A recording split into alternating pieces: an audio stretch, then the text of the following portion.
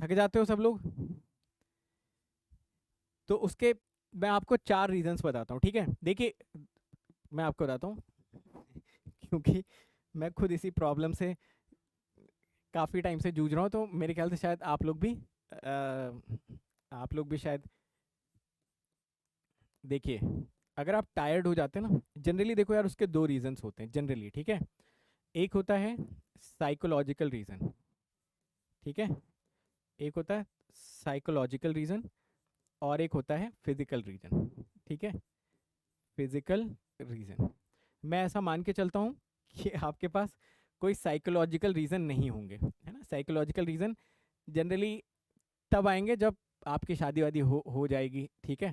वैसे तो होगी नहीं जहाँ तक मुझे लगता है, मान लो गलती से हो भी गई तो फिर यहाँ पे कुछ साइकोलॉजिकल रीजंस है। कुछ लोगों के साथ हो सकता है जेन्युइनली हो भाई साइकोलॉजिकल रीजंस, ऐसे माहौल में रहते हो जहाँ पे आप किसी साइकोलॉजिकल डिसऑर्डर से जूझ रहे हो, जैसे कि कोई ओवर थिंकिंग करता है, किसी को किसी चीज़ का स्ट्रेस है, कोई सोच रहा है कि मेरा क्या होगा फ्यूचर में, फला फला फला, ठीक है?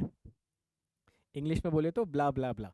तो जो भी ये साइकोलॉजिकल, इसका तो यार मैं कुछ नहीं कर सकता हूँ, ठीक है? ये तो कोई एक्सपर्ट ही बता सकता है, कोई साइकेट्रिस्ट हो, वो आपकी कंडीशन समझ के आपको समझाएगा कि हाँ भाई क्या क्या हो सकता है, क्या क्या नहीं हो सकता, वॉट एवर। बट आजकल ना एक बड़ा कॉमन रीज़न है, मैं आप सभी लोगों को बताता हूँ यार। वैसे मैं इस पे सोच रहा था एक शॉर्ट बना देता, बट शॉर्ट के नीचे आप लोग ये कमेंट करके जाते हो कि सर ये हम पहले ही सुन चुके हैं, तो मैंने सोचा आपको ऐसे ही बता देता हूँ।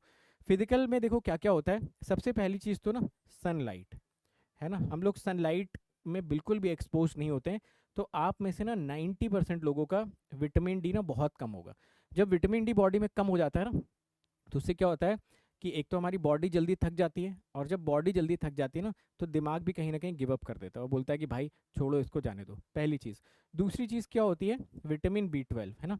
जो लोग देखो नॉनवेज वगैरह दबा के खाते हैं, उनके लिए तो कोई दिक्कत वाली बात नहीं है, बट जनरली जो वेजिटेरियन लोग होते हैं उनका ये कम होता है। और बी 12 जो आपका होता है ना, बी 12, ये सबसे बड़ा कारक होता है कि आपका दिमाग कितना एक्टिव है। अगर अगर बी 12 कम है तो ना आपका दिमाग जल्दी थक जाएगा, मतलब सोच नहीं पाएगा ज़्यादा देर तक कंसेप्चुअल क्वेश्चन में। जो लोग, जैसे देखो पहले 150-60 लोग थे ना, जो 10-20 लोग ये क्वेश्चन छोड़ के चले गए ना, उनको मैं लिख के दे सकता हूँ उनका विटामिन बी 12 कम है, जाके टेस्ट करवा लेना। क्योंकि आपने ये क्वेश्चन देखा, पढ़ा, 2-3 लाइन पढ़ा, कुछ दिमाग में समझ में आ रहा है सर ए इनवर्स एडजॉइंट नहीं समझ में आ रहा है, चलो छोड़ो चलते हैं, आप जाके इसका टेस्ट करो, आपका कम निकलेगा, इसकी दवा लेना शुरू कर दो। उपाय भी बता रहा हूँ।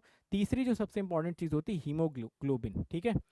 हीमोग्लोबिन जनरली फीमेल्स में, मेल्स में भी ऐसा कुछ नहीं, बहुत हाई होता है, ठीक है? हीमोग्लोबिन इन द सेंस कि आयरन, मतलब कि आपकी बॉडी में जो हार्ट जो ब्लड पंप कर रहा है ना, वो कितना अच्छी तरीके से हर एक पार्ट में ऑक्सीजन को कैरी कर रहा है, ऑक्सीजन को कितने अच्छे से वो कैरी कर रहा है। तो हीमोग्लोबिन जनरली ये 3 पार्ट होते हैं, और चौथा पार्ट होता है भाई डिहाइड्रेशन, ठीक है? ये जनरली मैं बता रहा हूँ जो मैंने फेस किया अपने स्टूडेंट लाइफ में या अपनी प्रोफेशनल लाइफ में।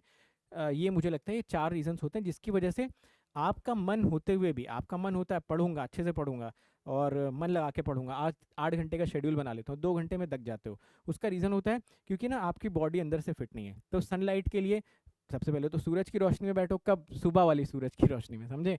ये 12 बजे सो के उठ के और जाके बैठोगे भाई, तो ऊपर से यूवी रेज आ जाएंगे, समझे?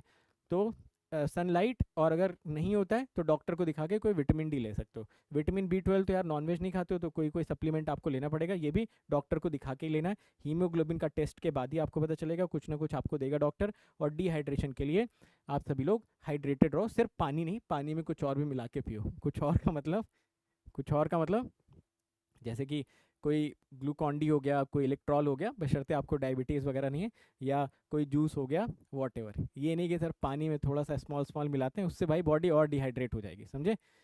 तो अगर आप कुछ और मिला लोगे पानी में तो वो और डिहाइड्रेट कर देती है आपकी बॉडी को, ओके? हाँ, O R S whatever. तो समझ गए ना? तो आप सभी लोग ना जब भी प्रिपरेशन अपनी स्टार्ट करो, तो ये 4 चीज़ें अपनी बॉडी में ज़रूर चेक करवा लो, ठीक है? 200-300 रुपये में टेस्ट हो जाता है बॉडी का, तो 200-300 रुपये में टेस्ट करवा लो बुला के किसी को, इसमें से जो कम हो उसकी भरपूर भरपूर पूर्ति कर लो, तो आप देखोगे आपकी एफिशिएंसी बढ़ जाएगी, समझे? आपकी प्रोडक्टिविटी बढ़ जाएगी, समझे? अरे समझ रहे हो मैं क्या बोल रहा हूँ? सिर्फ उतनी बात समझ में आती है जितनी काम की होती है। 30 ml सबको समझ में आ गया, क्वार्टर समझ में आ गया, इतने काम की चीज़ बता रहा हूँ, उस पर किसी का ध्यान नहीं गया। ठीक है? पक्का? परफेक्ट है ना? तो सब लोग करवा लो भाई, जो थकान की समस्या से जूझ रहे हैं, जिनकी प्रोडक्टिविटी कम है, जिनको लगता है कि सर मैं ज़्यादा हासिल करना चाहता हूँ एक दिन में, बहुत ज़्यादा कुछ लाइफ में अचीव करना चाहता हूँ, बट शरीर मेरा साथ नहीं दे रहा है, तो भाई साहब ये ज़रूर चेक करिए। बाकी यार ये तो मुझे नहीं लगता आपके साथ होगा, रीज़न मैंने बता दिया, जनरली शादी के बाद होता है, वो आप लोगों की होने से रही। तो इससे तो मुक्त रहोगे।